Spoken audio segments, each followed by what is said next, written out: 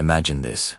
The 6 youngest gods of Olympus, freshly freed from the belly of their father, Cronus, stand united. Zeus, Poseidon, Hades, Hera, Demeter, and Hestia. Before them lie the ruins of Mount Othrys, the seat of Titan power. In one voice, they declare an end to an era. The age of Cronus is over. The Great War, the Titanomachy, has begun. The first years of the war were a brutal, grinding stalemate. The Titans, led by the formidable Cronus and the mighty general Atlas, were simply stronger, more experienced, and far more numerous. They were the old guard, the primordial forces of the cosmos. The young Olympians, despite their divine fire, were pushed back again and again. Zeus, the fiery leader, was wounded multiple times, his early lightning bolts proving insufficient. Poseidon's first trident, a crude imitation of what was to come, shattered in the heat of battle. It seemed their rebellion was doomed to fail. But then, a whisper from the earth itself changed everything. Gaia, the primordial mother, a being older than the Titans themselves, appeared to her grandson Zeus. She revealed a crucial prophecy. Victory would only be possible with the help of those imprisoned deep within Tartarus, the darkest pit of the underworld. The Olympians could not win this war alone. They needed allies, powerful allies, who held a grudge against Cronus, as deep as their own. Driven by this new hope, Zeus embarked on a perilous journey. He descended into the abyss, a realm of eternal darkness and despair. There, he faced the monstrous jailer, Camp, a terrifying creature with the body of a woman, the tail of a scorpion, and a mane of writhing snakes. After a fearsome battle, Zeus slew the beast and broke the chains that bound his long-forgotten uncles, the Cyclopes and the These were not just any prisoners. The Cyclopes were master craftsmen, giants with a single eye who could harness the very elements. Grateful for their freedom, they set to work in their subterranean forge. For 7 days and 7 nights, the earth trembled with the sound of their hammers. They forged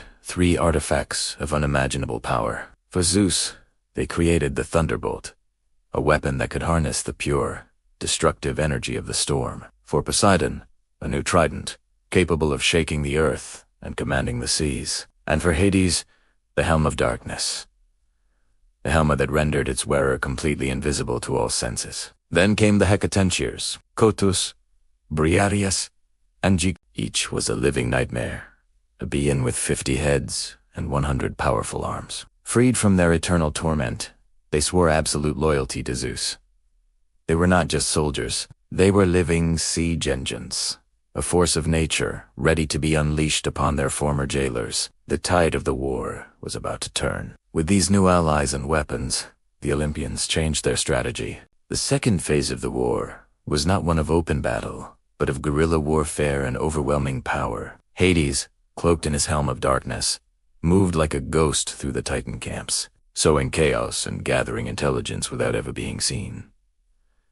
He was the silent knife in the dark. Poseidon, wielding his new trident, unleashed the full fury of the ocean. He summoned colossal tidal waves that swallowed entire Titan armies, dragging them down into the depths. And from the heavens, Zeus, now armed with his master bolt, rained down a storm of lightning that scorched the earth and sent the Titans scattering in terror. The war raged for 10 long years, but the turning point came in a final, cataclysmic battle at the foot of Mount Othrys. The Olympians launched their all-out assault. At the forefront were the Hecatoncheires.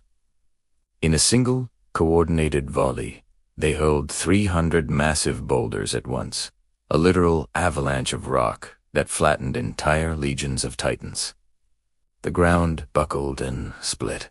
In the ensuing chaos, the mighty General Atlas, in a desperate attempt to stop the heavens from collapsing, tried to hold up the sky itself. It was a fatal mistake. The weight of the cosmos crushed him, and he was condemned to bear that burden for all eternity. With the Titan army shattered, only one foe remained. Zeus confronted his father, Cronus, for the last time. Cronus, the king who devoured his own children, brandished the same adamantine sickle he had used to overthrow his own father, Uranus. It was a weapon that had once carved up the very cosmos, but Zeus now held the ultimate power in his hand. The thunderbolt, Their duel was a spectacle of cosmic proportions. Mountains were split in two, the seas boiled, and the sky itself seemed to bleed light. But the power of the old king was no match for the fury of the new. With a final, deafening roar, Zeus hurled a bolt of lightning so powerful it was said to have shattered the heavens. The bolt struck Cronus directly, blasting him from his throne and casting him down, defeated and broken, into the inescapable prison of Tartarus. The war was over. The defeated Titans, all except those who had remained neutral or switched sides like Oceanus and Prometheus, were bound in unbreakable chains forged by the Cyclopes.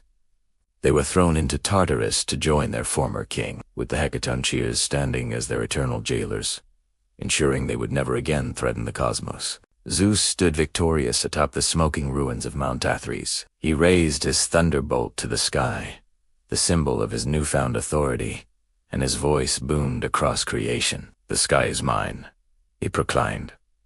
"The old reign is dead. The age of the Olympians begins now." A new order was established, but far below. Gaia, the Earth Mother, watched. She wept for her fallen Titan children, imprisoned in the darkness. Yet a secret smile touched her lips. She was ancient. She had seen it all before. She knew the cycle of rebellion, of children overthrowing their parents, was eternal. The Olympians had won their war, but one day a new challenger would inevitably rise. The story was far from over. Thanks for watching, and don't forget to like and subscribe for more tales from mythology.